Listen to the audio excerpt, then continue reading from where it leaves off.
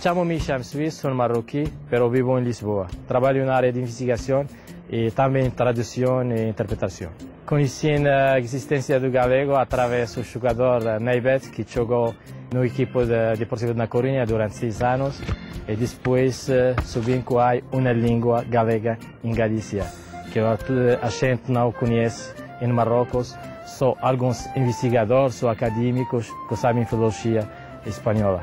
Tenho um projeto para o galego que seja um dicionário geral ou jurídico e econômico. É aberto.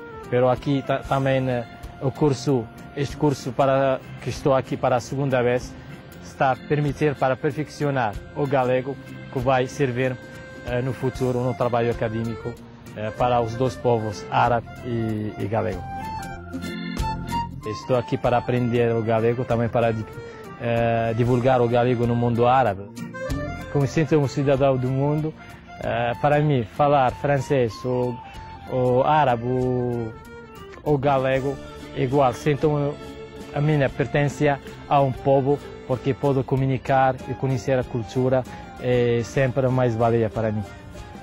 Sinto mais adequado num contorno galego. Por exemplo, estou aqui sendo um galego. Temos muitas influências do arabismo na língua galega. Por exemplo, eu posso citar almofada, em árabe almohada.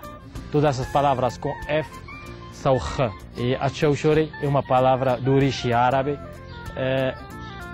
que mostra um instrumento musical. Dizemos em árabe a juljul. A primeira música que eu escutei era, não sei o título, mas é do Cheia. Eu chorei domingo pela tarde, sim. Era isso. Quando nos falamos num bar, como somos estrangeiros, toda a gente queda olhando, mirando para nós, porque falamos galego e cada um tem o seu acento. Às vezes chama a atenção para estas pessoas galegas.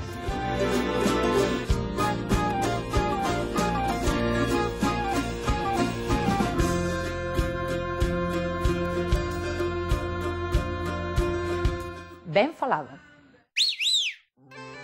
Botámolo polo corpo enteiro para lavarnos. Xel. Arbustos con espiñas que hai no monte. Os toxos. Membrana que recobre todo o corpo das persoas. Pero, tes como sabes? Hicham Suisse non é o único árabe que fala galego. Hainos en diferentes puntos de Galicia e probablemente o núcleo máis consolidado sexa o de Xinzo de Limia. A peculiaridade de Hicham é que el chega ao galego a través do portugués.